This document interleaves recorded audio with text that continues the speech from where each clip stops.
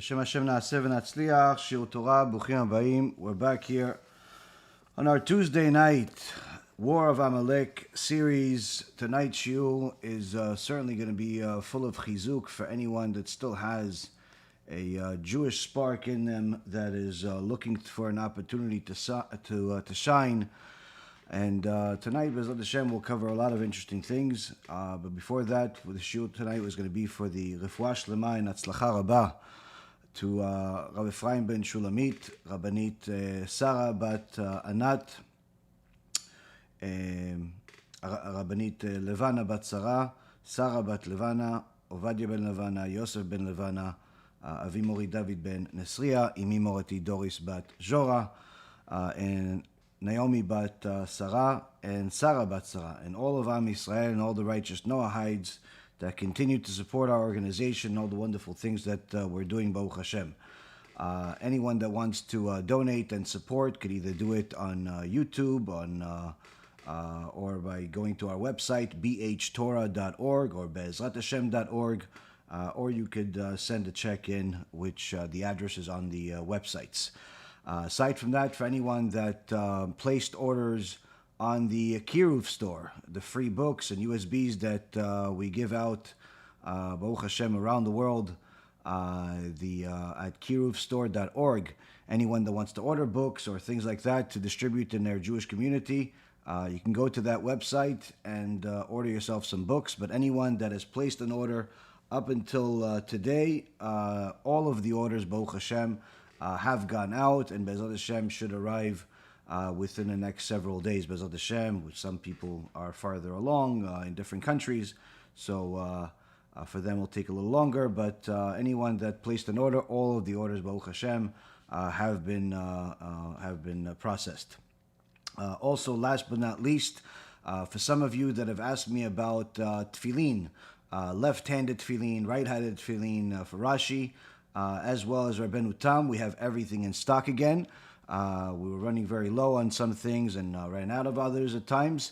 But Baruch Hashem, we have all of the tefillin. If you want to get a new pair of tefillin, you can contact me directly, or you could just go to the website. The same thing with mezuzot, BeEzrat Hashem. So with that being said, Baruch Hashem, we have a extraordinary series in our hands. And of course, every time we start a new series, it seems like it's to no avail, but it just seems like unbelievable coincidence.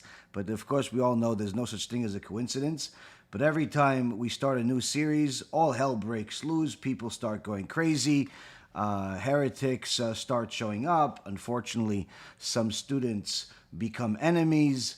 But of course, there's with the trials and tribulations of the times, there's also many successes, lots of beautiful stories, lots of new Baalei TeShuva, new converts, Baruch Hashem, lots of good things. But still, you cannot help yourself but be saddened by the situation, especially the ones that are close to home, when you see people that you've guided and helped and literally sacrificed your life for, working for free, working at all hours around the clock, literally 24 hours a day at times. And when they ask you a question at 3 o'clock in the morning or 3 o'clock in the afternoon, they're going to get an answer.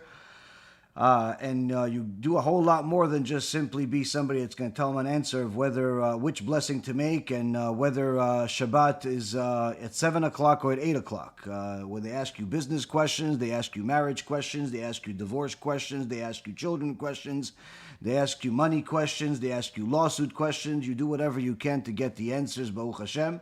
And then after all of that, they decide to turn you into a enemy, and you have still no idea why it happens. You have no idea what you said, but the stories that they make up are pretty creative. Either way, these are the types of things that are part of the war of Amalek, Rabotai Karim.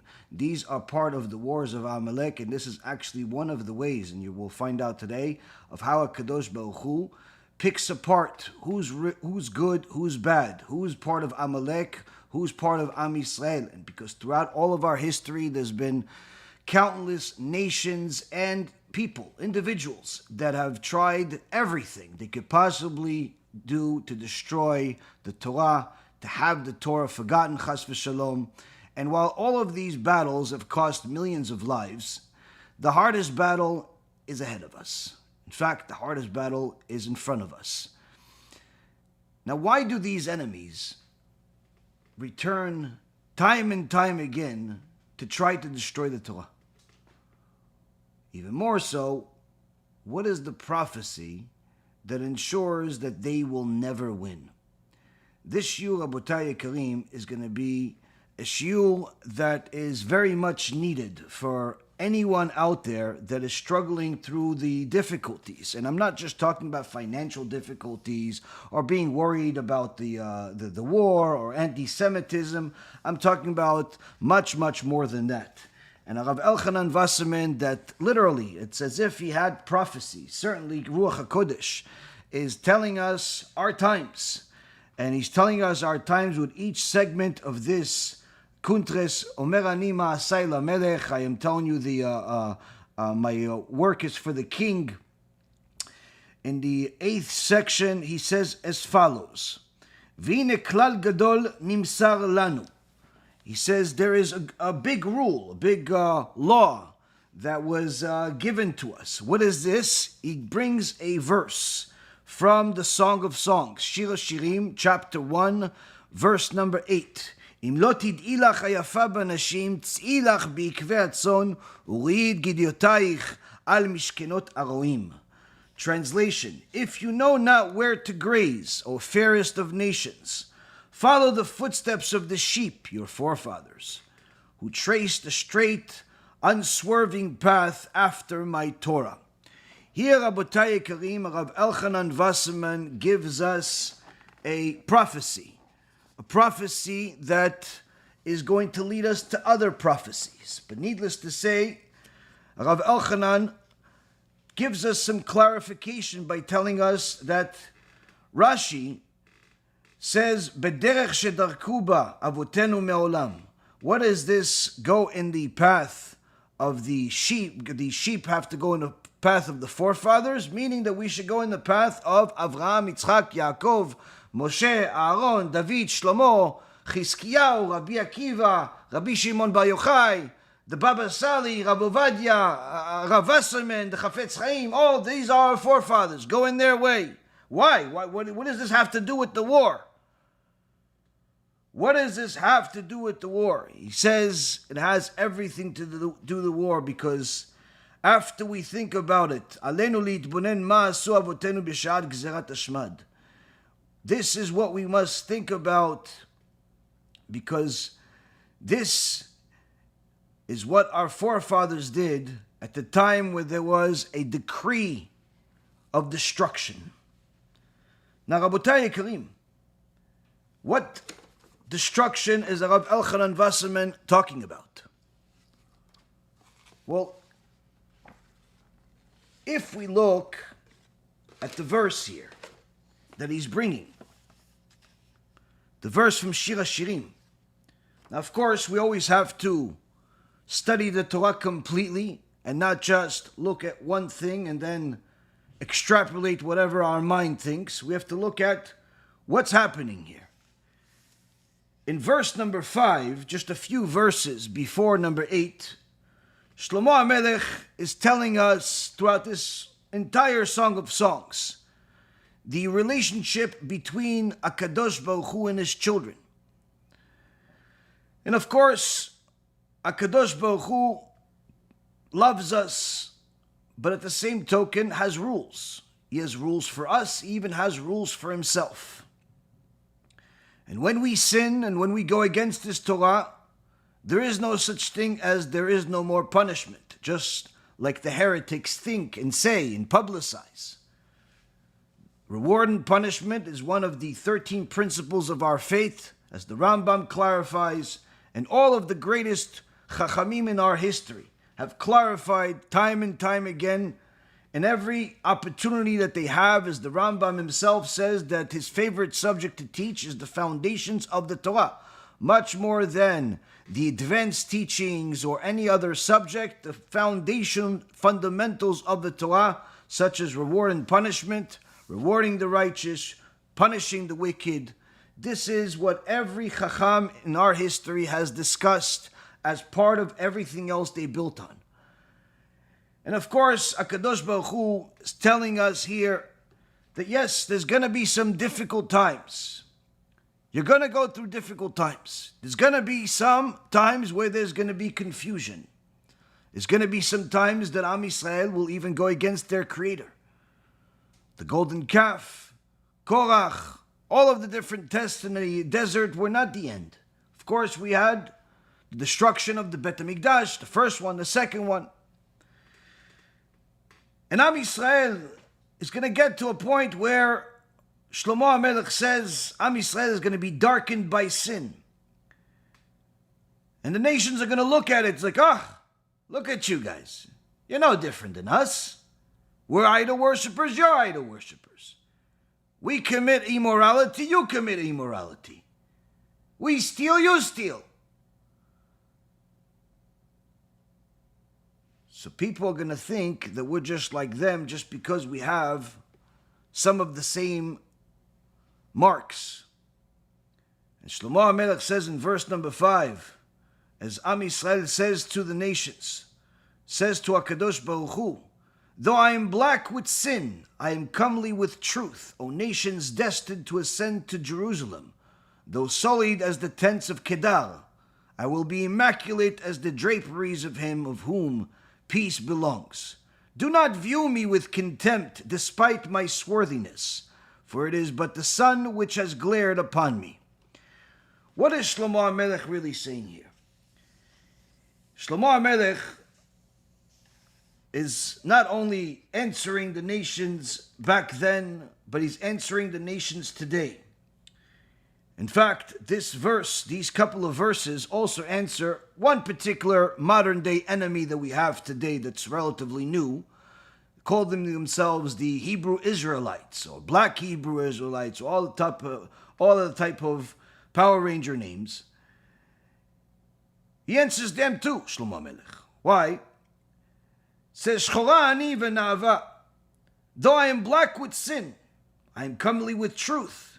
Many of the black Israelites, or Hebrew Israelites, or dark Israelites, in so many words, they just want you to not be white. That's in essence the whole motto of the Israelites, is that as long as you're not white, you're one of them. They always like to say, look, it says over here, black is good, and it's black and comely. And you hear this in their videos, aside from the curses and the other filth and foolishness. They have mentioned this black and comely thing.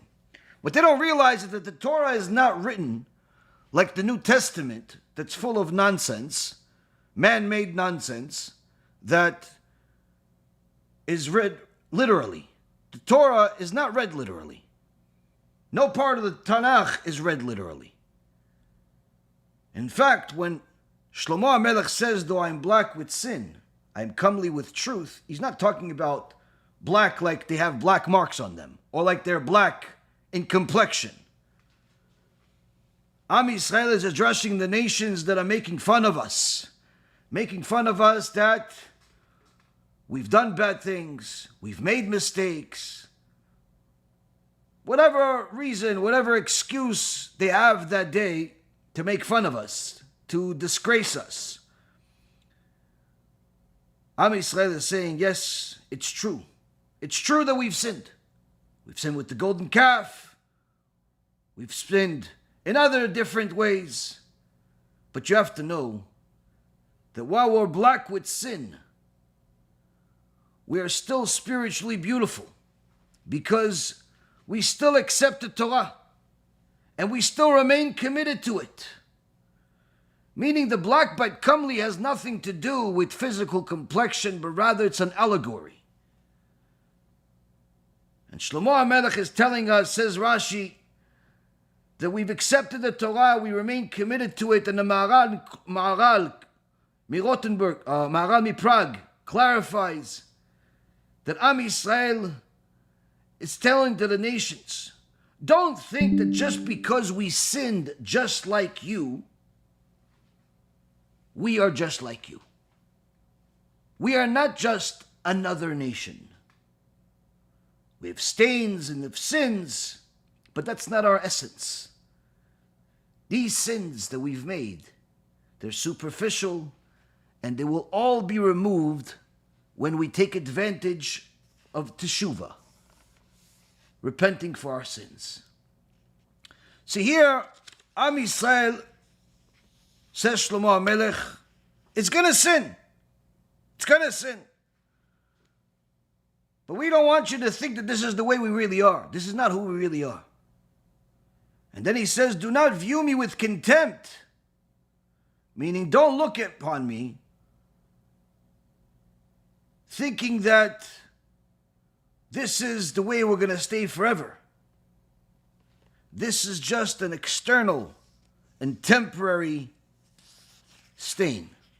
Inside, the Jewish spark is still within us. And it has been throughout all of these generations. But then again, we can say it and we could talk as much as we want to talk. When push comes to shove, we're going to have to present our case to HaKadosh Baruch Hu.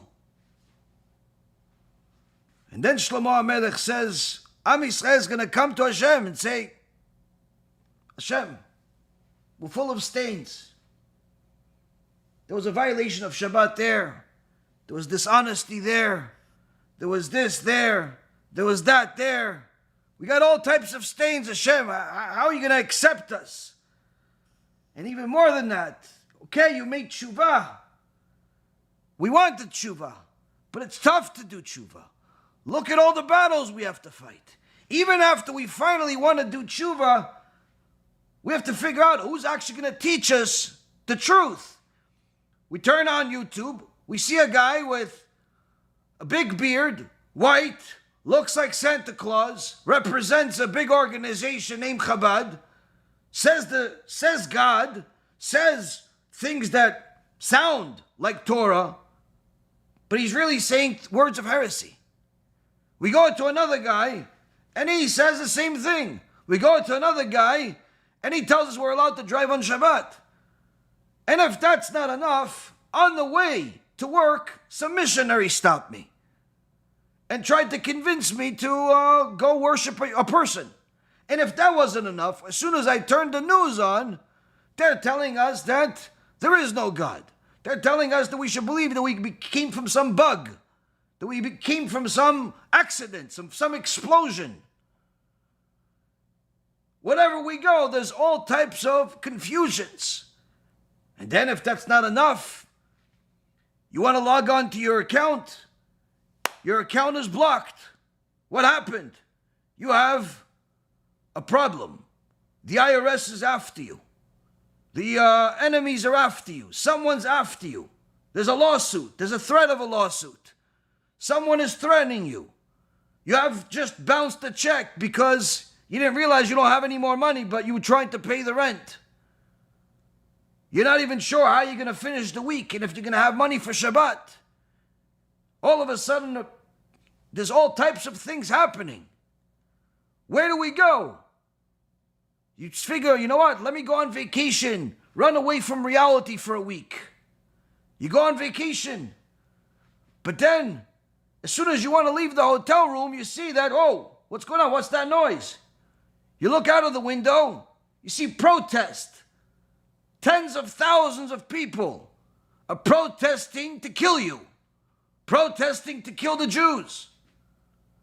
You can't believe it. You didn't know you're going to Nazi Germany. You thought you were going on vacation to some normal place.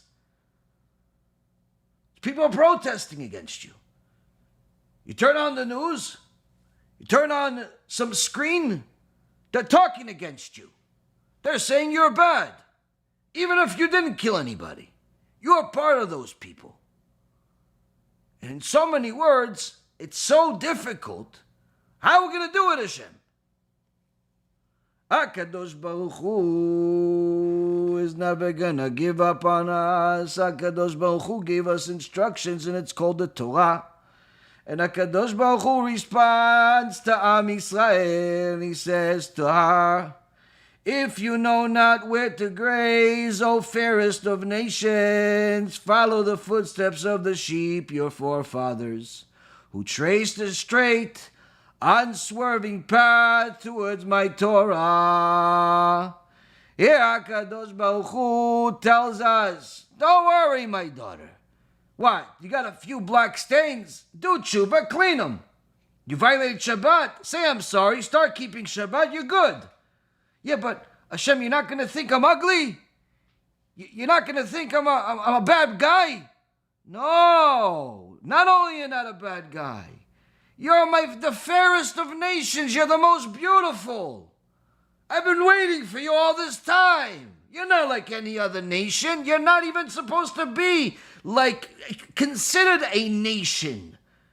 You're my people.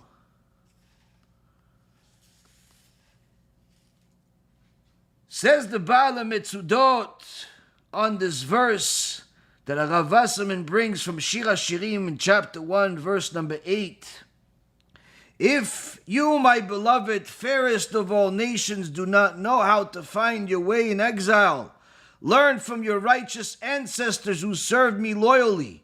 Follow my Torah and observe my commandments as they did. Perhaps your own intellect is inadequate to understand my ways.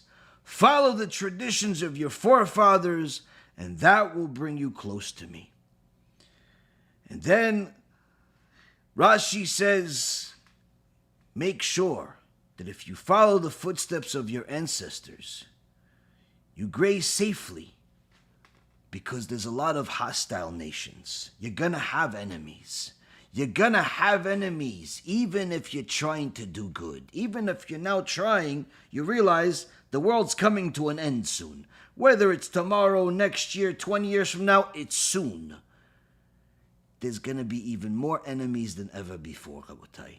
Whatever wars we fought until now, it's all coming to a point. There's going to be enemies coming from all sides. So HaKadosh Baruch Hu says, yes, there's going to be confusion. Yes, there's going to be animosity. Yes, there's going to be a lot of difficulties. But if you follow in the footsteps of Avraham, Yitzchak, and Yaakov, of your forefathers, and you realize that you're not walking in Gan Eden right now. Don't think that just because you started keeping Shabbat or wearing modest clothes and started giving tzedakah, that your life is going to become La La Land. That you're going to be able to succeed in everything you do. No, there's going to be not only bumps in the road, there's going to be shot at you for all types of reasons. Sometimes you're not even understanding why. Your best friend's going to turn you into an enemy and you're not even sure why. Your best student is going to turn you into an enemy. You're not even sure why. You're going to have an argument with somebody you care about and you're not even sure why. And once you go to somebody to help, somebody that's supposed to be an expert, they're going to tell you the wrong thing. Why? Because they were a heretic, because you went to the wrong person. You went to somebody that was nice to you, not somebody that's really a Torah scholar, not somebody that's true to the forefathers and in their Torah. So know that even though you want to follow in the footsteps of the ancestors, of the forefathers, know that you must be careful, my child, because you are going to be surrounded by hostility. The history of the exile is that when the Jewish people held fast to their traditions and conduct, their pious forefathers, they succeeded in raising their children as Jews. But when they did not, unfortunately, only tragedy followed. Now here, Rabotai, is just simply the beginning. It's just simply the beginning. The war against Amalek is not just a physical war, because Amalek is no longer just a nation. Amalek, Rabotai, is an ideology. When the Rabbi Brisker spoke about this topic, the topic of heretics, the ideology of Amalek, the ideology of the Erev Rav, he says we have to go to war. He was talking about the communists and all types of heretics that were even coming from within the Jewish community, trying to uproot the Torah, like the heretics we've exposed over the years. And we need to fight a war against them. His Talmid, Rav Baruch Ber Leibovich, alav shalom, got up, went to the fireplace, took the pole they usually use to move the wood from the fireplace, came back to the Rav. He says, okay, Rav, I'm ready. What do we do now? The Rabbi Brisker said to his Talmid, my dear son, this is not the time. Well, I thought you said we're going to war. Yes, but not that type of war. Now it's already too late to fight a physical war. Now it's already too late to be like the Hashmonaim.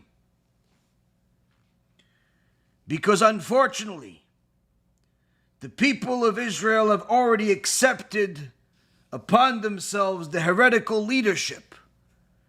And we cannot start killing everybody. The way to fight this war is with the tools we have in our hands, which is teaching Torah. Now, one of the most common topics,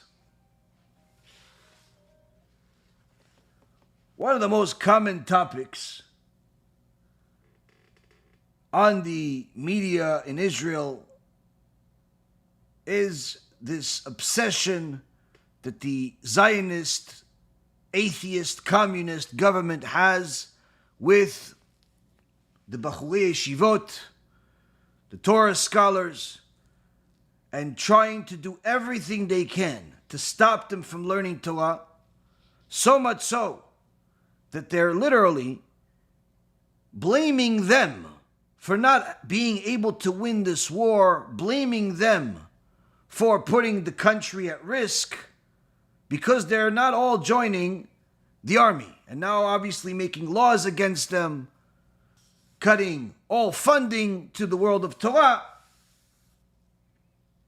They forgot that on the 7th of October, it wasn't the Torah scholars that were sleeping at the wheel. The army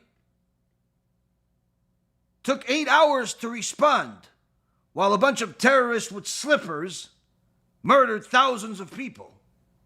The army is the one that is being accused of treason, where there were people inside the government, inside the army, inside different places within the country that literally conspired with the enemy the night before, during the day. A fence that had such high technology that an alarm would go off if a mouse got close to the fence. Not only was destroyed without any alarm going off, but the response took 8 hours, and in some cases even longer. In some cases where certain parts of the army were called for backup, for help, for defense, they refused. This had nothing to do with the Torah scholars learning Torah. But yet, months and months and nearly a year after this war began, where even soldiers within the army are saying that there are literally too many Israeli soldiers. There's not enough weapons for all of them. There are entire departments within the army that are sitting there without weapons, without uniforms, without even boots. They're just doing nothing. And yet, the government insists on doing whatever it can to force the Bechorim Yeshivot to abandon the Torah and join the army to do what? No one knows. But as long as it's not Torah, they'll be happy. Now, if that was not enough with the laws, they're also trying to convince the rabbis. Unfortunately, some people that call themselves rabbis have certainly joined them, even on the news, like this Rasha, Shai Piron, claims to be a rabbi, claims to know Torah, but yet spoke against the world of Torah with 100% apikosut, as Rabbi Ephraim mentioned in his lecture, and also the film that came out about the big lie regarding this whole draft. But when they went to bigger rabbis, when they went to Gadolei Israel, we got to see an inside look of how Gadolei Israel view all of this.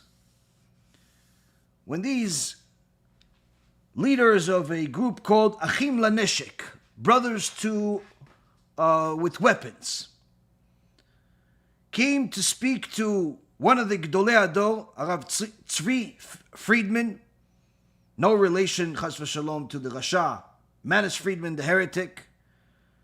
Arav Tzvi Friedman is the head of the Litvish community, one of the Gedolei Israel, also in one of the the leaders of the Torah organizations, to make sure that the Yeshivot are funded, the things are running. This is Da'at Torah. These Achim LaNeshek came to speak to him, to convince him, because one word from Arav Tzvi Friedman, and that's it, everything changes. And this conversation, Baruch Hashem, was recorded. And I sat there watching how a Gadol Israel speaks. And it was beautiful. They're trying to speak to him in all types of convincing terms, all types of rational arguments. And Rav Tzvi Friedman continues to tell them, Ayo lo tiyeh, it will never be. It will never be. And multiple times mentions to them, we will die and not enlist the Bachurei Yeshivot. And if that was not convincing enough, one of his assistants came into the argument as the argument was, or discussion was carrying on for a while. This is nearly a 40-minute meeting. After it's 25 minutes, they're trying to convince the rabbi, but literally they're wasting their time. The assistant simply gives them just clarification that it will never be. Tells them that we will die and not enlist. It will never happen. The Chazon Ish paskin and said, yeah, but that was ancient history. Rav Tzvi Friedman says to them, it's today. If the Chazon Ish paskin, that's today. It's the same thing then, it's the same thing now. They're not understanding it. So the assistant says to them, just so you understand where we're coming from, so you understand that you're wasting your time. Throughout all of history, the nations, the enemies of the Torah, have done everything possible to destroy the Torah. And of course, what is the most powerful weapon that a government can, or anybody can threaten you with? Simply, take your life. That's the ultimate weapon. When we're saying we will die and not enlist, because we need to learn Torah, because we are not going to lose all of these people to an environment that's anti-Torah. It's not about the guns. It's about the environment. It's about the fact that there is a need for the Torah to be learned. It's a fact that the Torah is the weapon. And he says to them, we're not just saying these words. Just last week, we had a meeting with all of the Bachurei Yeshivot, and every one of them signed the contract, signed the paper, that they are ready to die and not enlist into the army. What you guys threaten, or could possibly threat with, is the ultimate weapon of taking a life. We are already ready to give it, just to continue learning Torah. when you see how Gedolei Israel stand up for the Torah, you realize this is why we're still here. 3,335 years after the Torah came to the world at Mount Sinai, and as the Gemara says, after anti-Semitism came to the world, after hatred came to the world. The hatred of the Jewish people changed at Mount Sinai. Changed in such a way that we will continue to suffer from it until Mashiach comes. Now Shlomo Amalek is telling us that HaShem is saying to Am Yisrael, you're not just another nation, you're the most beautiful of all. And if you don't know how to navigate through all of this exile and difficulty in the world, follow in the footsteps of our forefathers. But there are going to be difficulties. It's going to be a hostile environment. The exile is difficult because it's not just people threatening you by forcing you to go to the army, which is not the first time. Same thing happened in Russia, in other countries. It's not the first time. There are heretics. There's been heretics throughout all of history. Just last week we read Parashat Korach, the ultimate heretic that was convinced he was right, even more than any of the heretics of today. And he is in Gehenom until this day, just like they are all going to go there. Confusion has been there throughout all of history. And unfortunately, when a person looks for a rabbi and he finds one only to realize later on that everything he's learned is heresy, only to realize later on that all this rabbi wanted was to take advantage of you, so he pretended to be your friend. He pretended that he wants to help you. He pretended that he's friends with you. But in reality, you realize that all he wanted to do is just simply trap you.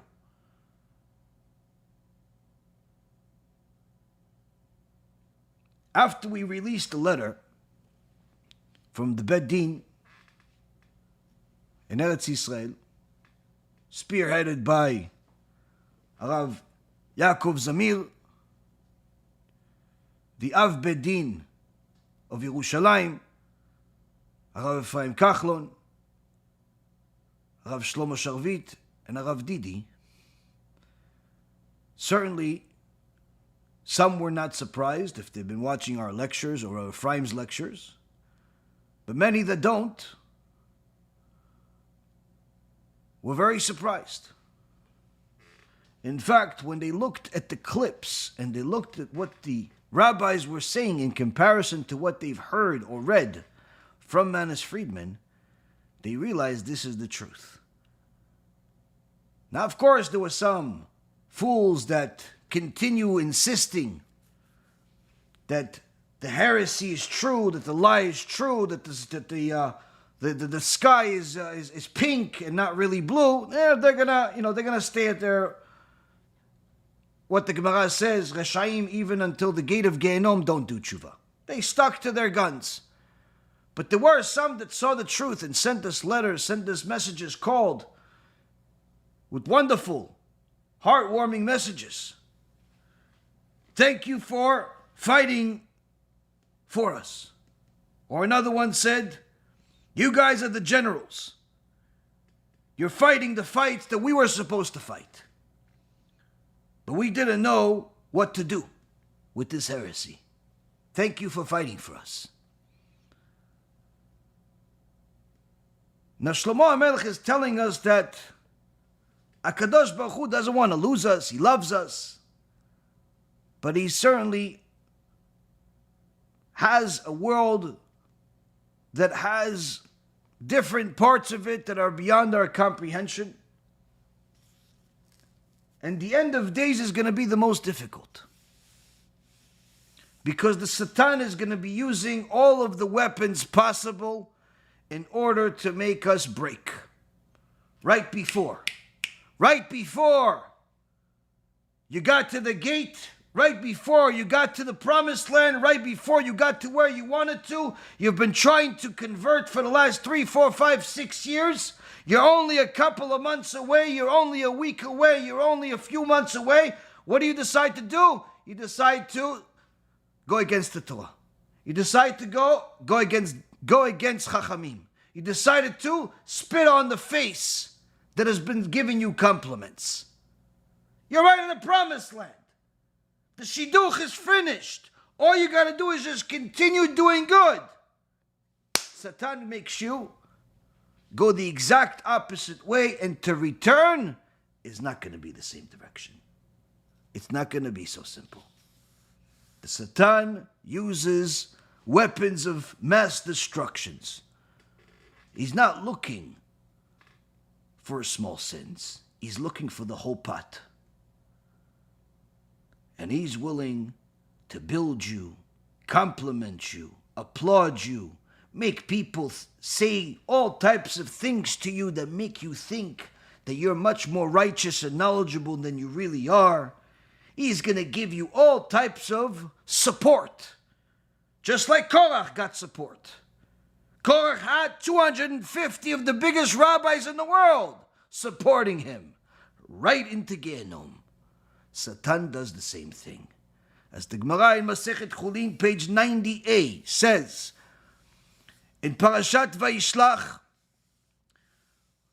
when Esau came to go to war with Yaakov, there was the meeting, the famous meeting, the meeting that we learn all of the laws of how to go to war, how to deal with the enemy.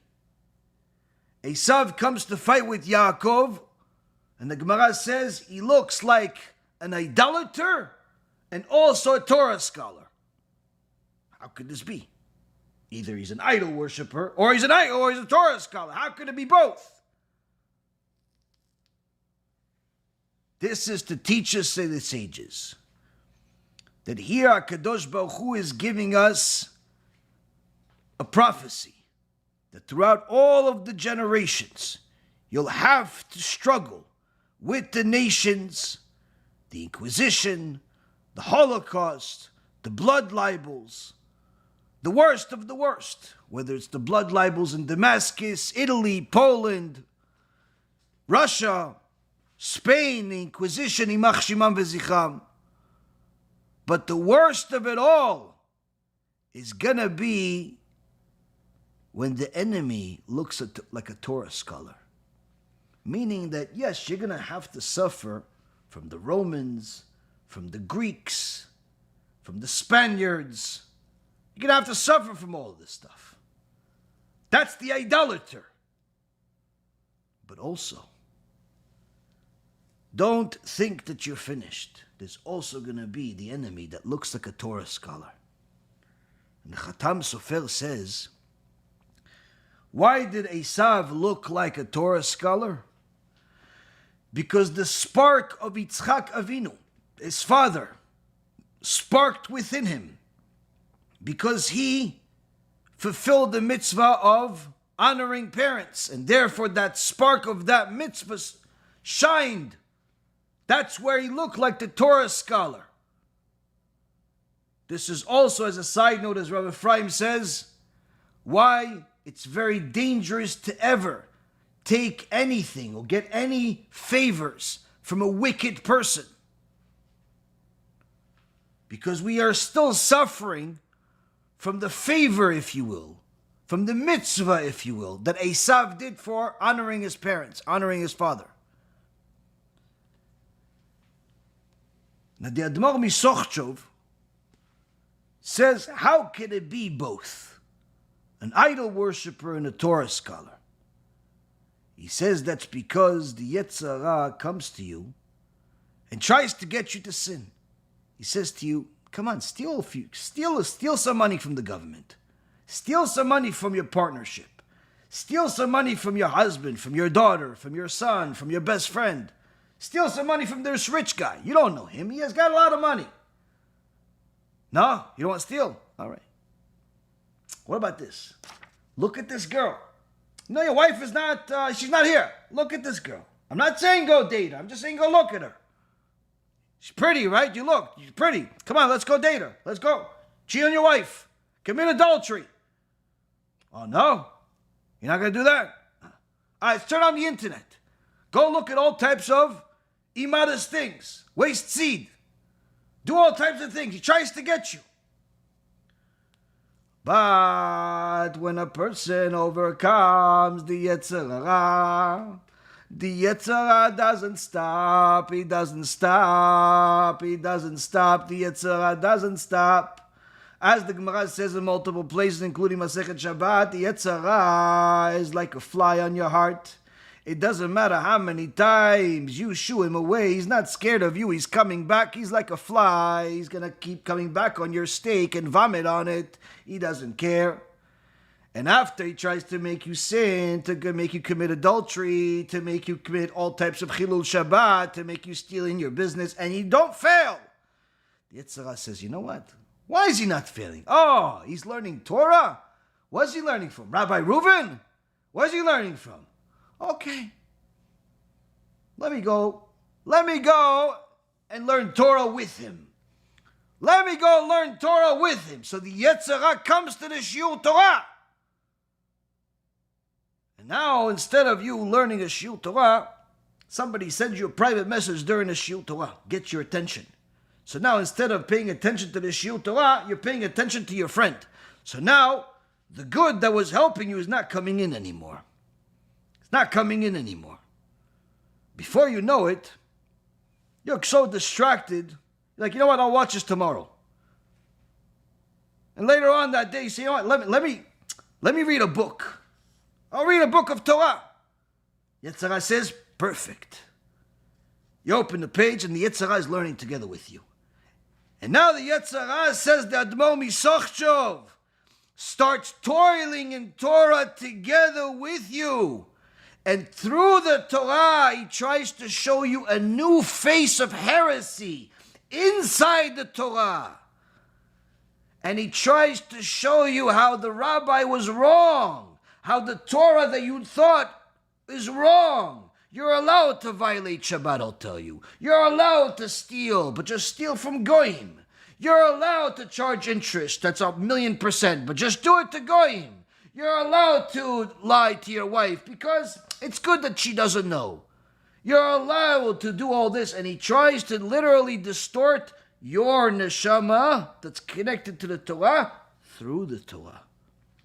That's why Esav was most dangerous, not because of the idolater part, but because of the Talmid Chacham part. And that's why Yaakov Avinu says to HaKadosh Baruch Hu, Atzileni na miyad achi miyad Esav. Save me from my brother, save me from Esav. Why save me from my brother, save me from Esav? What's the whole thing? Your brother is Esav. He says, no.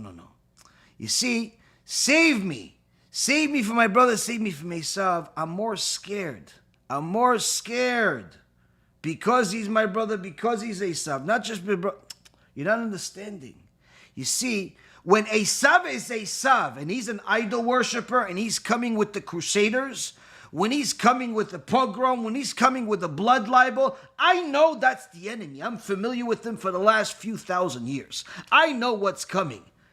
The autotope is going to come, the destruction is going to... I know what's coming, but at least I know how to defend myself. I'm willing to die for HaKadosh Baruch Hu. I have no problem, but I know what's coming. But when he's coming like he's my brother, like he's here to help me, he's here to teach me, he's here to support me, he's going to tell me the truth, and that, by the way, God created you because he needs you, and not because you need him, and he's going to tell me all types of things to make me feel good, even though it's all a lie. It's all heresy. That's what I'm scared of. Because if I don't already have the spiritual weapons to fight him, before the fight starts, I already lost the battle. And that's what the Admor Misochshov said. That's why it was so dangerous. That's why it is so dangerous. You see, heresy, Rabotai, kfira, is going to convince you that the heretical teachings are not heretical. They're just something that you're not familiar with. And they'll say, no, what? He's saying that God has parts? Yeah, that's Hasidut. No, that's idolatry. No, that's Hasidut. Well, he's saying that God needs you? Yeah, that's Hasidut. No, that's actually heresy. No, that's Hasidut. So you never learned. You never learned Hasidut, so you don't understand. But once you learn Hasidut, you'll understand. Okay? Well, he's saying there's no punishment. Yeah, exactly. But that's against the 13 principles of faith. No, he's not saying no punishment. He's saying no punishment. See? You see the difference here? He's not saying there's no punishment in the 13 principles of faith. He's saying there's no punishment. Wait, that's the same thing. No. The first one is what you said. The second one, it's Hasidut. What? I'm confused. Exactly. That's because you don't know Hasidut, he's telling you. And heresy is going to sound sweet and nice and it's ridiculous. But it's convincing people. It's convincing people, Rabotai.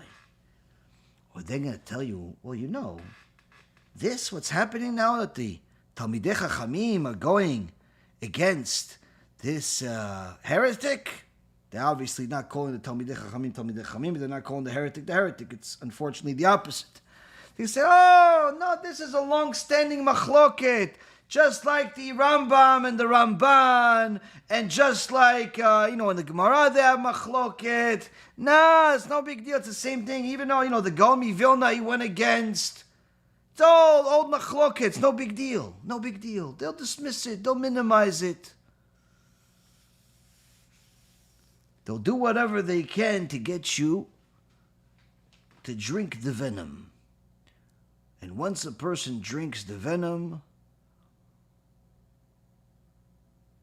the point of return is much, much farther than you can possibly imagine. And the biggest problem that you have today versus the previous generations, Rabotai Karim, is that while we have in our generation more access to books of Torah than any other generation in history, of course, books were not as necessary in a generation of geniuses as we had in Dora De'ah in previous generations, but nonetheless, the free access for books, cheap access to books that have truth in it. You have the Rambam, you have the great Poskim, you have Talmidei Chachamim. Easy access to books. There's no other generation that can compare. But unfortunately, Rabotai, despite the overwhelming amount of knowledge available at your fingertips, this is still the most ignorant generation in history. Rav Mutzafi told the famous story of when Rabbi Ovadia Yosef called him at the end of his days. And he told him, please come to my house.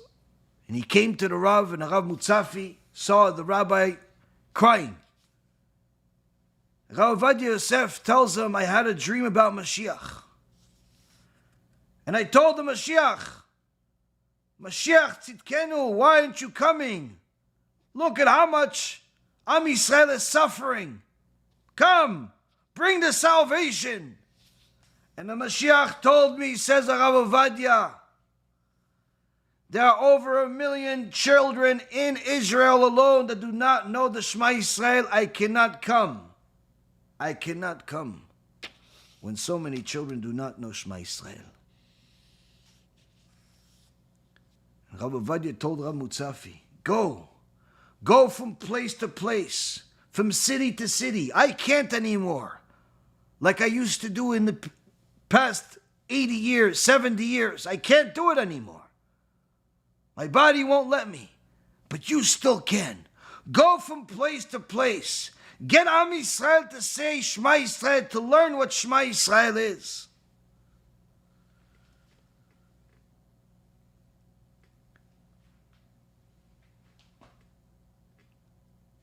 The soldier that died without knowing Shema Yisrael, just in the last few months.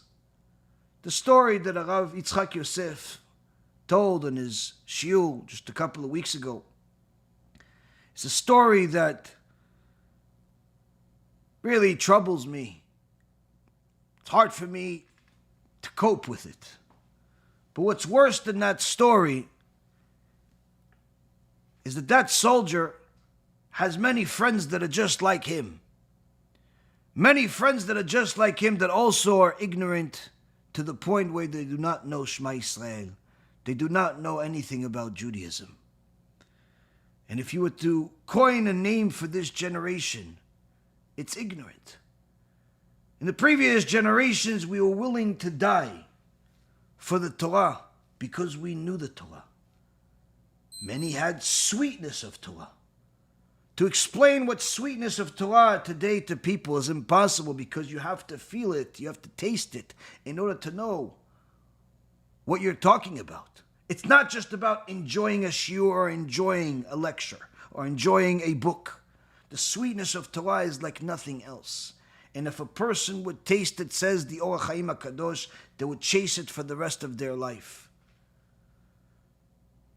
When a person understands what Torah is, they never abandon it. Unfortunately, we have many people that have never been given the opportunity to even know the truth. And the reality is, Rabotai Kareem, that the war against Amalek is not just a war of fighting against heresy, idolatry, but it's also fighting against ignorance. Because when the sheep finally comes to learn the truth of Shema Yisrael, it's not enough for them to just want it, because they'll have to also pass the test. The missionaries that are trying to convince them,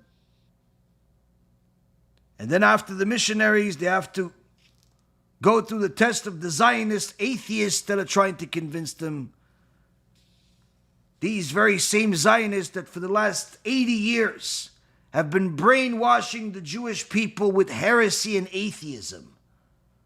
Everything they could possibly do to remove the Torah from the world, they've done. Whether it's when this country was founded, 1948, or now, they're doing everything they possibly can. Arav Shvadron, alav shalom, used to cry about it, yell about it. How? The Zionists would force Jewish kids that were poor, that made Aliyah Teretz Yisrael, eat non-kosher food, commit immorality. They would literally force their parents to send them to schools that were against the Torah, or else they would not give them money, they would not give them food. 80 years they've been brainwashing the Jewish people to go against HaShem, to go against His Mashiach. So the person that wants to come to HaShem and say Shema Yisrael, he has to also go through that. Because when he turns on the television, when he turns on any type of media, that's what he's going to hear. He's going to hear Christianity. He's going to hear atheism.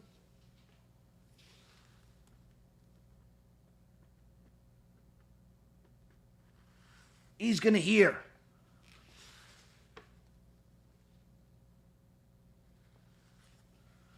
all types of things that are against the Torah. And if that's not enough, even after he hears the atheism and he gets through it, he hears the Zionism, he gets through it. He hears the nasty things they have to say about the Torah, he gets through it. He gets one of these Jews for Yoshke approaching him in the middle of the street with a microphone, asking him, What do you think of the moron that died for you and took care of your sins? And he got through it by telling the guy, listen, can he take away my debt also? Perhaps he could take over the payments for my mortgage. He gets through it. He realizes it's all foolishness. He finally gets to the Bet Midrash. He finally gets to the shiur Torah. Then he has to deal with the Esav that looks like a Talmid Chacham. The Esav that looks like a Talmid Chacham, but he's telling you all types of heresy, all types of things that are against HaKadosh Baruch Hu, all types of things that humanize God, all types of things that minimize God, all types of things that make the Torah sound like a history book more than it does the instructions from HaKadosh Baruch Hu. So what do you do? What do you do at such a time of hostility? What do you do at such a time of hostility? Now, Rav Wasserman told us that's also in the pasuk. Follow the forefathers. That's the simple thing. Follow the forefathers. Yes, they said learn Torah. But look at what we're dealing with. You're right. It looks impossible, right? It looks impossible. It looks impossible. Well, I want to tell you something, Rabotai. You know how we say God loves us. You know how we say that HaKadosh Baruch Hu adores us. We're so beautiful. We're His favorite. We're His chosen. This is not a figure of speech. As great as Rav Ovadia Yosef was, that we cannot get to even his ankle. His wisdom and holiness. The genius of Rav Ovadia Yosef was incomprehensible. Anyone that reads just even literally a page in the Yabia Omer, if they can even understand the wisdom that's in it, already it was worth it to come to this world. Rav Ovadia Yosef would say, oh, we wish we could ever be like the Chida. The Chida Kadosh, who on him, Rabbi Elimelech of Lezhinsk famously said, there's a tzaddik in Italy named the Chida, who through his wisdom is destroying all of the books of heresy there. If only Am Yisrael would learn his Torah, the Mashiach would come. Rabbi Elimelech Milizhinsk, one of the forefathers of Chassidut, says about one of the greatest Chachamim in history, needless to say, in Sephardi history. As great as the Chida was, you cannot compare him to the Rambam. And as great as the Rambam was, cannot compare it to Rabbi Akiva. But as great as Rabbi Akiva was, you cannot compare him to Shmuel HaNavi. Shmuel HaNavi, HaKadosh Baruch Hu says, I weigh him like he is Moshe and Aaron in his generation together.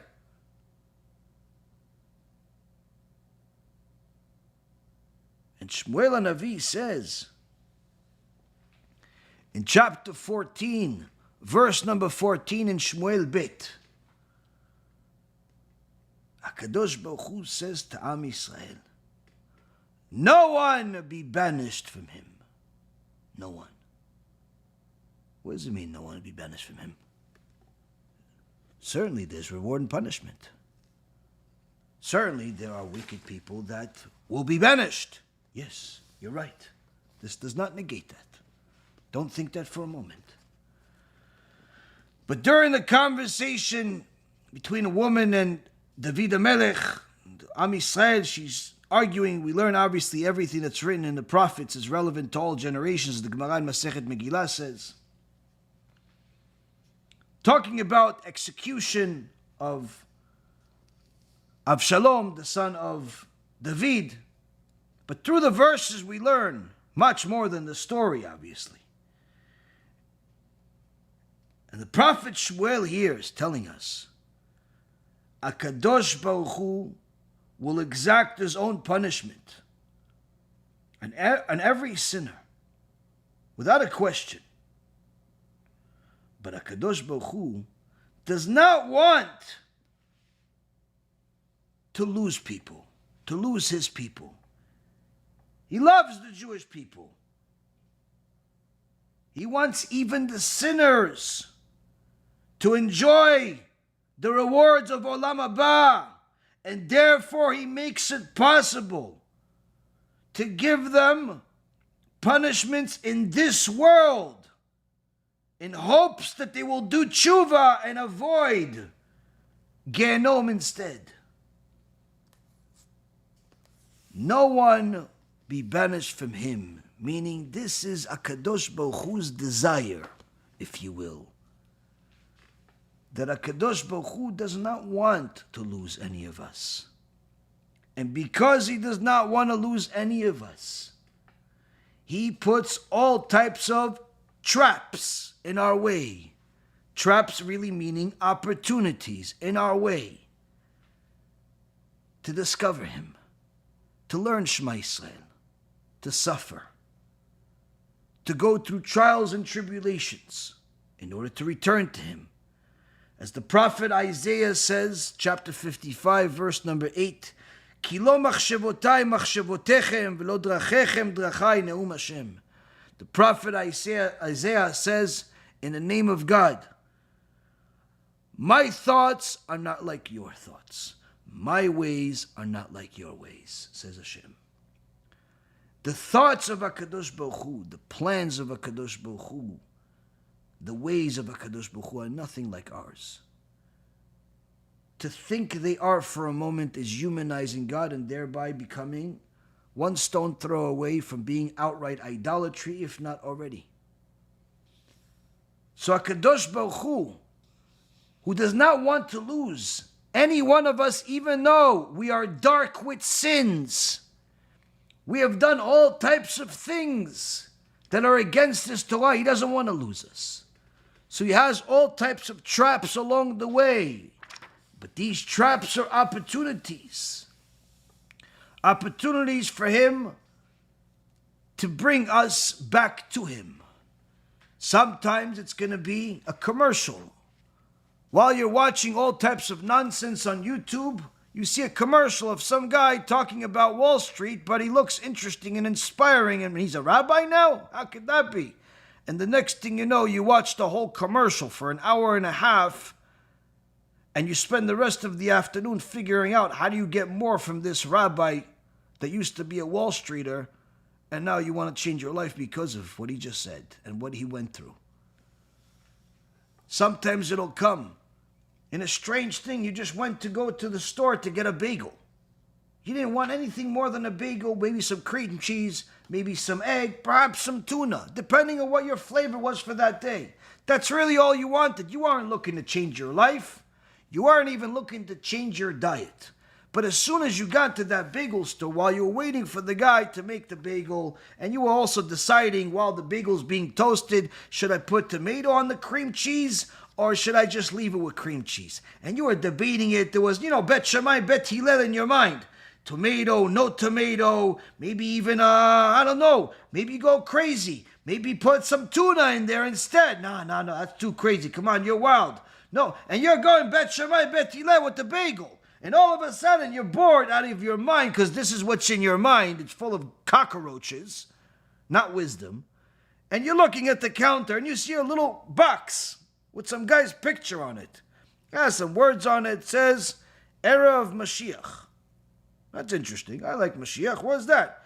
You open the little box and you see there's a USB in there. Wow, okay, that's cool. How much is this? The best news in the world. The guy behind the counter tells you, oh, that's free. That's a present from Rabbi Reuven. You're like, who's that? That's the guy that made the USB. But why is he giving it for free? This thing is at least $30, $40, $50. If I bought a blank USB, it'd be $30, $40. Why is he giving it for free? Oh, that's because he cares about you. How does he know me? Oh, he probably doesn't know you, but you're neshama. He's Jewish and you're Jewish. How does he know I'm Jewish? Well, you're coming to a Jewish bagel store. Oh, it's a Jewish bagel store? I didn't know. Oh, so I can take this for free? Yeah. Okay. All right. Thanks a lot. No, wait, sir. Your bagel. Do you want the tomato on it or not? Oh, yeah, the tomato. Oh. Yeah, whatever. Put something on it. I really want to listen to this thing. And the next thing you know, you're listening to this thing. And then you're listening to this thing a little bit more. And before you know it, you decide, you know what, let me take this USB, put it in my computer, because I don't want to sit in the car for the next 10 hours. You put it in the computer. When we put it in the computer, you realize it's not just sounds. It's not just audio. There's also videos on this USB. You can't believe it. You turn on the video and your life changes. Why? Because your mind changes. Because you now have had this empty canister that you call your mind, that you call your heart, that was empty of spirituality, empty of truth, starts to become filled. Starts to become filled of truth. And the Yetzer Hara is not even there. Why? He left you a long time ago. You were already working on your own. You were making sins on your own.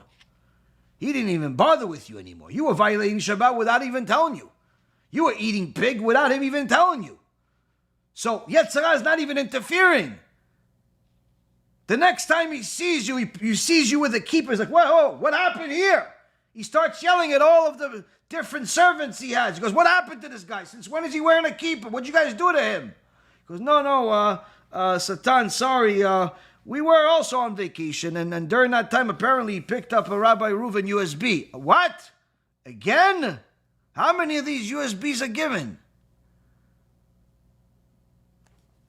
And the bagel and cream cheese turns into TeShuva, get married to a Jewish person, have Jewish kids, learn Torah, people go to yeshiva, ishtabach shimolad. So HaKadosh Baruch Hu had that planned. What do you think it was, the rabbi? What do you think it was, the bagel salesman? What do you think it was, the Chinese company that makes the USB? It was all part of HaKadosh Baruch Hu, ishtabach shimolad. To make sure that that's the bagel store you go to. To make sure you go to that bagel store. So sometimes HaKadosh Baruch Hu is going to come in a commercial and sometimes in a USB, in the bagel store. And sometimes he's going to come to you with somebody in your office. And sometimes it's going to be a client. And sometimes it's going to be a business partner. And sometimes it's going to be just some random person. You're sitting by the pool and some random person starts listening to a lecture. And it sounds interesting, so you're tuning in, and you're like, what's that? What is that? And HaKadosh Baruch Hu plants these seeds everywhere. Sometimes it's a car accident, and sometimes it's a surgery. Sometimes it's a meeting, and sometimes it's an argument. But HaKadosh Baruch Hu says, I do not want to lose any one of them without giving them an endless amount of chances.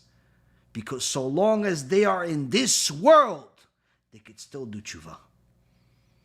The second they finish, the second I take back their neshama, there's no more tshuva. There's no tshuva in Shamayim. Nobody's doing tshuva in Gan Eden and nobody's doing tshuva in Gehenom. That's it. HaKadosh Baruch Hu doesn't want to lose us.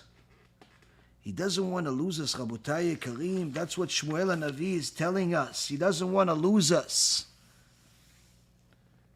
But at the same token, Moshe Rabbeinu told us in Parashat Vayelech in chapter 31, verse number 21, many evils and distresses will come during this time. Hashem Yishmor v'yatzil. There's going to be problems, non-stop problems. Whether it's the IRS or some other acronym. Whether it's the enemies or it's the friends that really are enemies. Whether it's the wife or it's the mother-in-law. Whether it's the husband or its best friend. Whether it's the boss or it's the customer. Whether it's the Jew or the non-Jew. Whether it's the Hebrew or the Israelite. Whether it's the Christian or the Arab. There's going to be constant hostility. That's what Moshe Rabbeinu already prophesied on his last day in this world. As the Chachamim say that he wrote the entire Sefer Devarim, the book of Deuteronomy, on the last day that he was in this world. He says to us, many evils and distresses will come, but HaShem will never give up on us, as we saw. How many evils have tried to destroy the Torah, Rabotai? How many evils have tried to destroy the Torah throughout history? But yet HaKadosh Baruch Hu, each and every single time, showed us that despite the evil, the Torah and the Jewish people will remain. We had the church hate and express their hate of Judaism in such a way that they took over 11,000 Talmuds and burned them. They also burned the Jewish people too. But aside from that, they realized that burning the Talmud and burning the people is not getting the results. So they figured, you know what? Let's censor it. Let's come to terms and censor it. Not burn it, because they'll just write it again. But let's censor, let's cut out parts that talk about things that are against Christianity. Such as, where is Yoshke today? Which is Tzoarotachat, boiling feces. The conversation that Onkelos had with him in the seance before Onkelos converted. The actual process of the Bedin. Different parts of the Talmud have been censored. Gemara Masechet Psachim, Gemara Masechet Avodah Zarah, Masechet Sanhedrin. Many parts of the Talmud have been censored over the years by the church. There's still obviously the original, but sometimes you'll be surprised that you'll hear a story from the Talmud, and you read that page. You don't remember the story. You look up that page. The story's not there. You call up the rabbi. You send a message to the rabbi. Like, Rabbi, did you make that story up? Or is it in a different page or a different tractate? And he tells you, no. It's that page, it's that tractate. Baruch Hashem, I was right. So I'm looking at it. It's not there. Oh, that's probably because you have the censored version. That's what happened. What do you mean censored version? Part of your page was cut out. And the publisher didn't publish it. I have the full version. And this is what it is. Rav Ephraim, our dear Rav Ephraim Kachlon, writes an halacha, psak halacha, in his Achtov L'Yisrael. I believe it's in Perik Bet, about what if somebody does a Siyum Masechet, but there were parts of the Talmud that were censored, and they're not in his tractate. He doesn't have it. Is it still considered a Siyum? Answer is yes, but obviously countless sources and arguments of why yes and why not no and so on, because it's still technically he completed what's in front of him. But the point is that despite the fact that the church did everything they could to make the Torah forgotten, to destroy the Jewish people, to censor, more Torah is available today than any other time. It's during the Spanish Inquisition, they would do everything possible to catch the hidden Jews. After those among us that left Spain and survived the journey and did not get killed on the way, those that stayed in Spain and did not convert to Christianity out of belief but out of fear, the church knew that this is what's happening. And they were looking for any opportunity to find the hidden Jews. They would have spies, such as your cleaning lady, servants that you have, people that are cleaning your horses, asking, did you ever see the owner not eat pig? Refuse to eat pig? Yes, actually, I saw last week. When the wife brought pig, he didn't want it. He said, no. Oh. Investigation starts. How does the investigation start? They bring him to the dungeon. And after some questions, if there's no answer, that's when the torture begins. For months and months until either he tells them what they want to hear or he simply dies not doing it. One way or the other, people don't come out.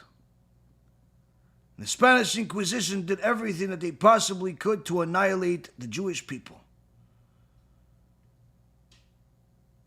But the reality is, we're here. They're not. Why? HaKadosh Baruch Hu says, they will not be banished. The Crusades, also in the name of the church, went from city to city throughout Europe, Poland, Russia, all types of places, going from Jewish community one after another, rounding up everybody in the square. Whoever converted to Christianity lived. Whoever didn't was beheaded. On the spot. Entire communities of thousands, tens of thousands, annihilated in hours. After they left, the whole city was burned. They tried to destroy Judaism. They tried to destroy the Torah for hundreds of years. We're here. They're not. Why? HaKadosh Baruch Hu says, although you will have trials, tribulations, enemies, many evils and distresses will come. But if you follow the shepherds, you'll find HaShem. Communism in Russia did not start just 100 years ago. A wicked Jew named Karl Marx started the idea of communism. And this obviously was followed by Jews and Gentiles. Ultimately, the main goal behind it was war against God. In Russia, one of the main ways that they would get to eliminate God from the Jewish community is by turning every single person into a spy on his own family. Literally, people would report on their own families. If anyone saw them open, find, possess a Jewish book, say a Jewish prayer, anything relating to God, they would report them, not because they would get a huge amount of money, but rather it would elevate their own status and save themselves from hardship. People became spies on their own families. One day, HaKadosh Baruch Hu made a miracle and made a unknown, uninfluential person by the name of Gorbachev become the leader of Russia, of the former Soviet Union, for a very short period of time before he was gone and the entire communist Russia was destroyed and out of this world. Now, of course, Russia's still there, but it's not the same thing as what it was 40 years ago and more. Now, if this was the end of the list, then obviously it would be good news. But the reality is this is not even the beginning. But while all of this came from all types of enemies that are Esav, the Crusades are Esav, the Spanish Inquisition is Esav, the church is Esav. The worst part is when it looks like a Talmid Chacham. Because when it's a Talmid Chacham, we're starting to think like it's Yaakov. The Zionists, the Zionists were a mix. Some of them were outright Esav, Amalek. Some of them looked like Yaakov, but really were Esav. Many of these Zionists that were in the Holocaust were capos that were working for the Nazi government, reporting on their fellow Jews in order to save themselves. Like George Soros, he's certainly not a Zionist. He hates Jews more than the Nazis do. But he saved himself by reporting on Jews. By getting all of their property confiscated, he benefited from the Holocaust more than the Nazis did. But many of these Zionists that, in essence, said they love Jews, they love the Jewish people, they want a Jewish country, Jewish country, really. Because that's what they said at the UN. They held up the Tanakh, saying this is what gives us the right to this land. They don't follow anything it says, but nonetheless, that's what the Zionists did. Well, anyway, many of these Zionists were capos. They would report on their fellow Jews to save themselves, to help themselves, literally killing their brothers and sisters and countless Jews during the Holocaust. The ones that survived the Holocaust didn't stop. They became Americans. They became Israelis. They became all types of things.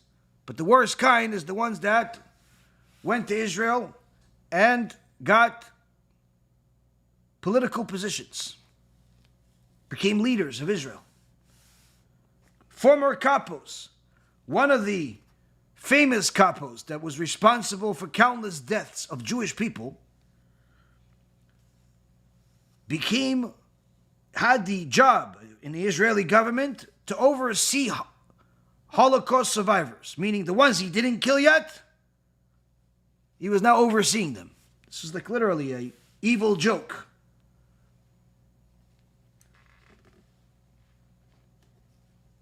The heretics we've had throughout the last couple of 100 years from the so-called Enlightenment movement, some of them were very, very pro-Zionism, very pro the idea, the teachings. And you see that time and time again, they would go further and further from the Torah, but they would portray themselves as rabbis, as lovers of Torah. Some of the main forefathers of the Enlightenment movement started off as rabbis, started off as Torah scholars, but in reality were Esav, disguised as Yaakov. So you see, Rabotai Karim, today is not the first time we're fighting all of this. We fought all of this in the past. The difference is today, perhaps, is that it's coming from all sides at the same time. Whereas in previous generations, usually it was focused in one place or two. But when somebody asks for the proof that the Torah is divine, you no longer have to tell him, go look at the film Torah, Science, and Ancient Wisdom by Rabbi Reuven, or Torah and Science by Rabbi Mizrahi, or other films we've made. You can simply tell them, the Torah itself. The Torah itself is the proof that the Torah is divine. Because the Torah itself promises something completely unreasonable. That the Torah will never be forgotten. That the Jewish people will never be forgotten. If you understand just a little bit of history that I've told you today, not even throughout all of the years, and you simply sit there and think about the amount of blood that was spilled, the amount of lives that were lost, the amount of agony and pain that was suffered, the amount of tears, that were poured, creating literally ocean of tears throughout the last 3,335 years. All for the sake of the Torah. All for the sake of staying loyal to the Torah. And all of the enemies of the Torah from the past are gone, and those that exist yet today already know their future. It'll be just like the enemies we've had from the past. So the best proof of the Torah is the fact that it still exists, untouched, unharmed, as perfect as she always was.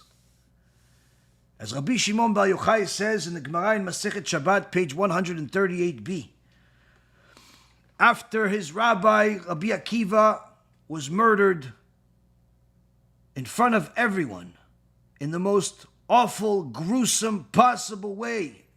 For anyone who wants to know the details, go to the Gemara Masechet Brachot towards the end, a few pages before the end of the Masechet.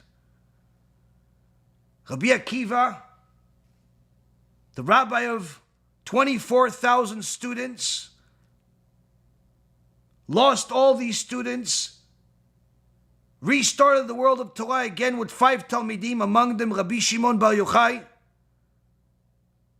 the giant of all giants, Rabbi Akiva, murdered in front of everyone, tortured. For what? For teaching Torah. For teaching Torah in the open. After this, you would think the world of Torah is broken. That's it. We're finished. The Gemara says in Masechet Shabbat, page 138, in the name of Rabbi Shimon Bar Yochai, Chas v'shalom, that you would ever think that the Torah would ever be forgotten, as the Torah promises us. Ki lo tishkach mipi zaro. It will never be forgotten from the mouth of his seed. The Torah will never be forgotten by the Jewish people. And therefore, Rav Elchonon Wasserman tells us, Tzilach bikveatzon. Go and follow in the footsteps of the past shepherds. Do what they did. And your survival is guaranteed during these hostile times. We'll finish off with a couple of stories so you know where we stand. Arav Mazuz, alav hashalom, Arav Mazuz, Shichyeh, his father, alav hashalom, was one of the Gdolei Israel. And Arav Mazuz tells stories about him all the time. And he has all types of unknown stories. I've told you some of them over the years. One of them was about the Rambam, when he was able to show the king of how you could move from place to place in an instant, without using an airplane that didn't exist back then. Anyway, Rav Mazuz, Shichyeh, he says that there is a keilah, the Jewish community, keilah in Spain, that has an extraordinary celebration each year during Pesach Sheni. Now, Pesach Sheni, although some people, celebrate it, commemorate it a little bit by eating matzah a little bit on that day, some take off of work. It's not a Yom Tov. It's not a Yom Tov. But in this keilah in Spain, it's a huge celebration. Till this day. Why? They are the descendants of the Anusim. And the Anusim suffered under the Spanish Inquisition in ways that are more horrible than I can express. Before anybody was caught,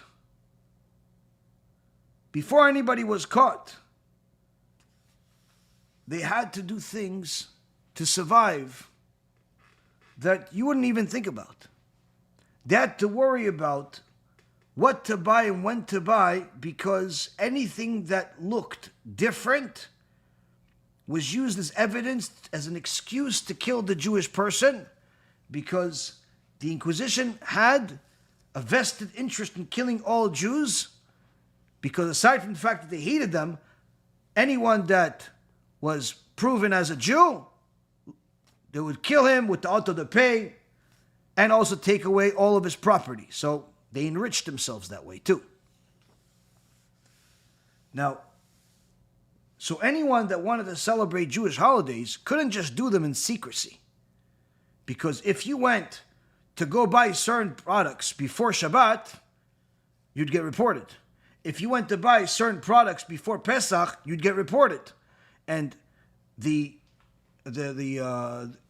church knew the holidays, knew the dates. So no one dared celebrate the holidays in the proper days, sometimes at all, and certainly not in the open.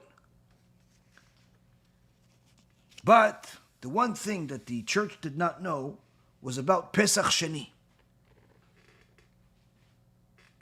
And therefore, many of the Spanish Jews would secretly celebrate the Leila Seder that they could not celebrate on the proper day in Nisan.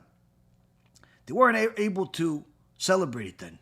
So therefore, they would celebrate it on the date of Pesach Sheni. And no one would question them. They'd have parties, they'd have a good time, enjoy.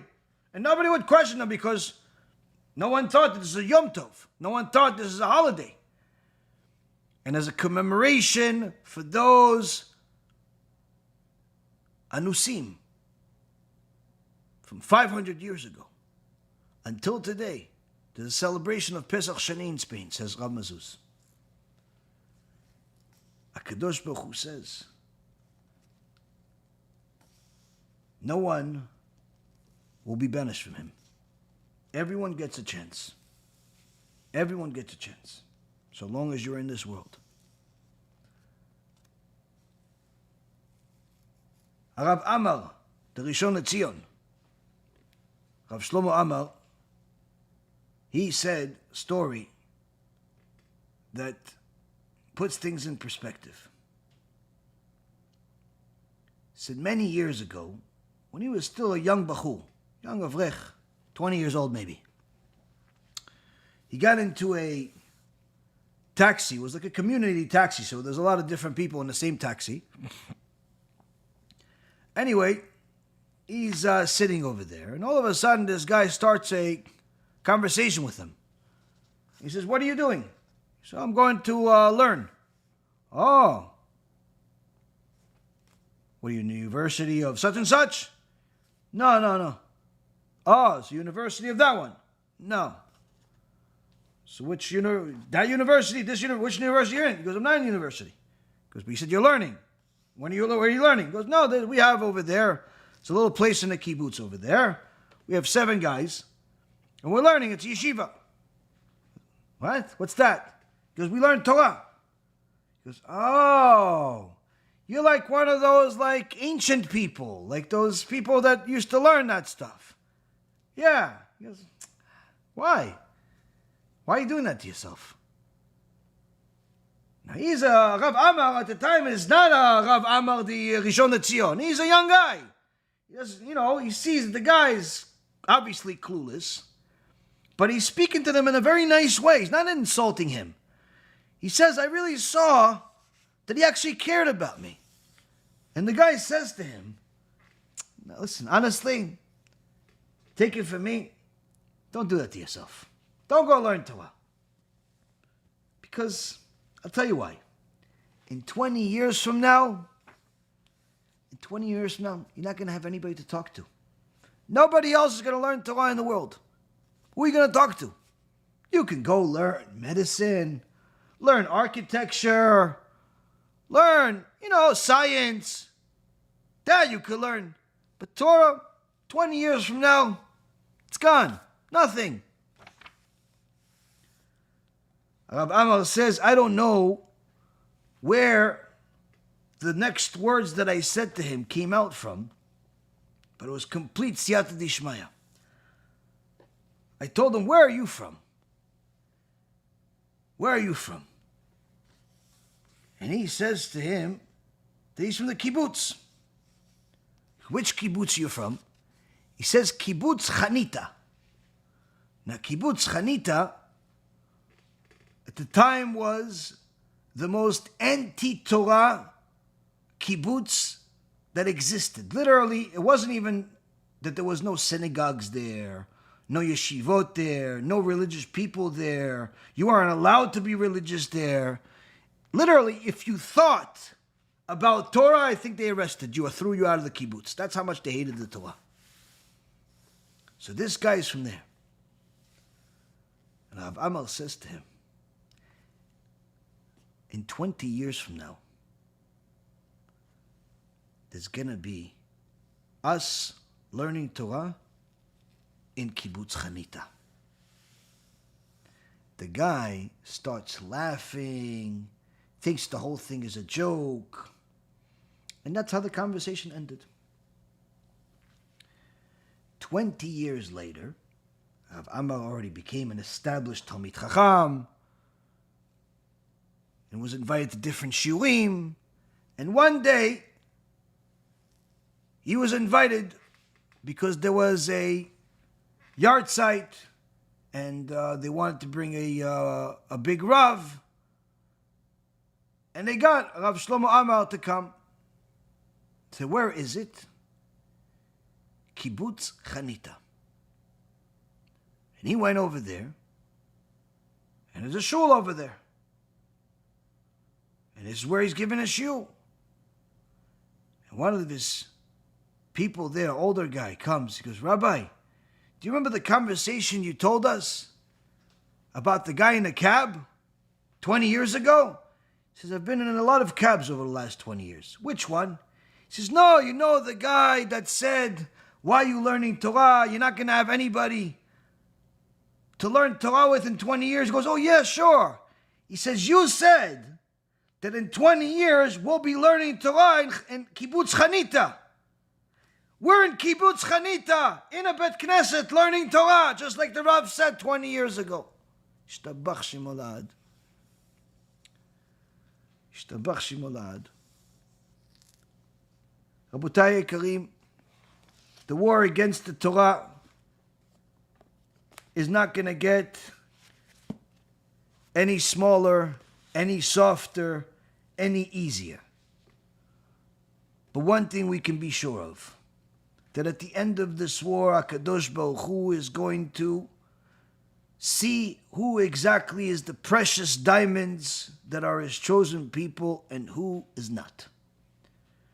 All of us will be tested through thick and thin, and each and every single person has clear instructions in the Torah that you don't have to worry about understanding, because of Elchonon Wasserman, alav shalom, interpreted it for us. You don't have to go read the entire Shir HaShirim.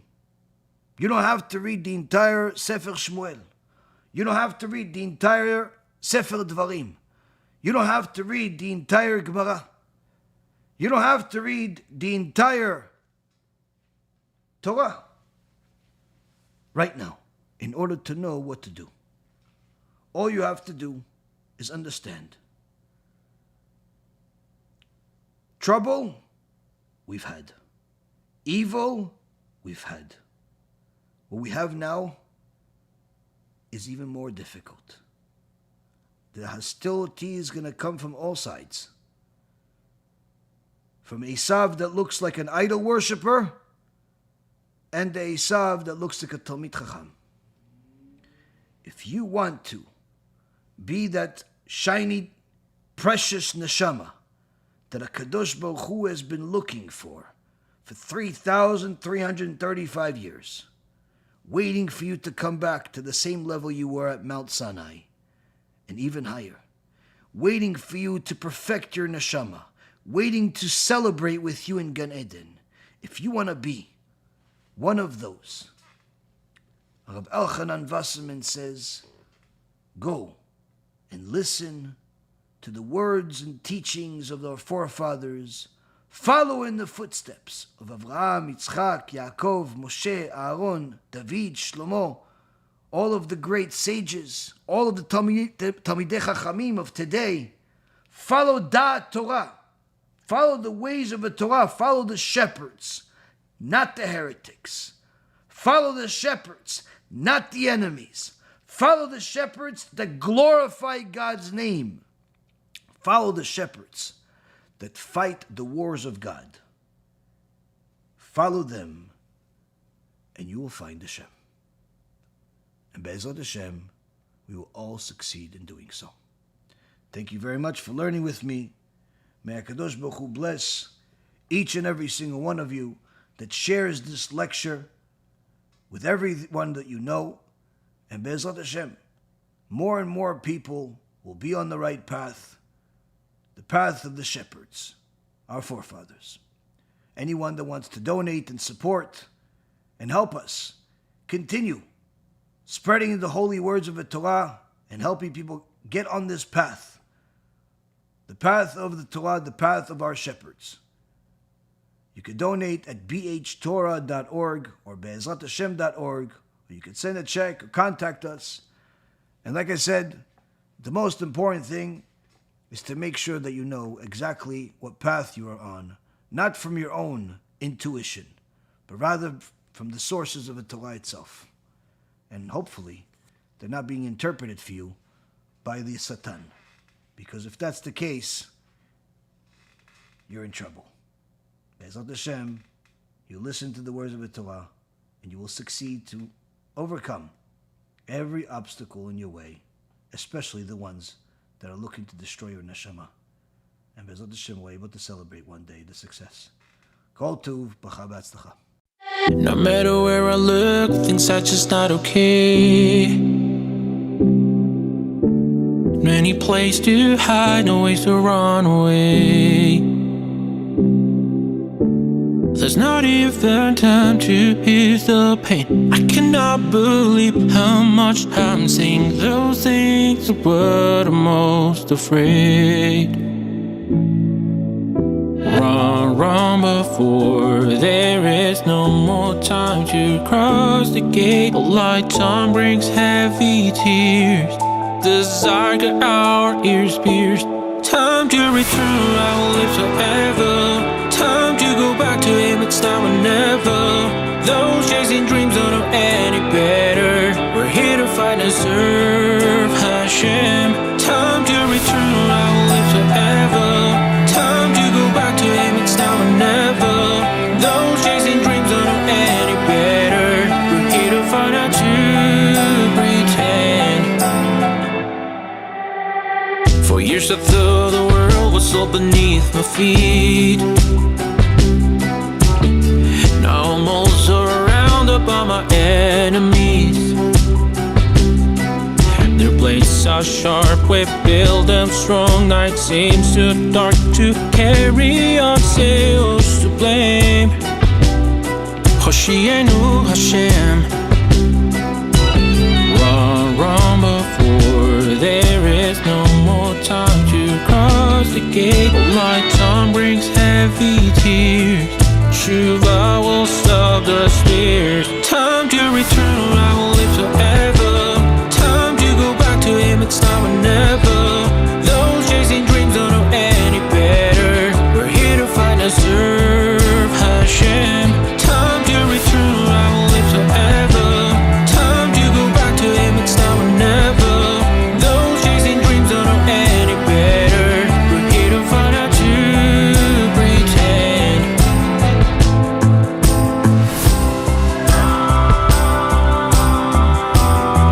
Cause we did not come here to pretend. Don't be taken for a fool again. Nah. Look at the mirrors you used to blame. Wasn't written down in our scripture. Time to return, I will live forever. Time to go back to him, it's now or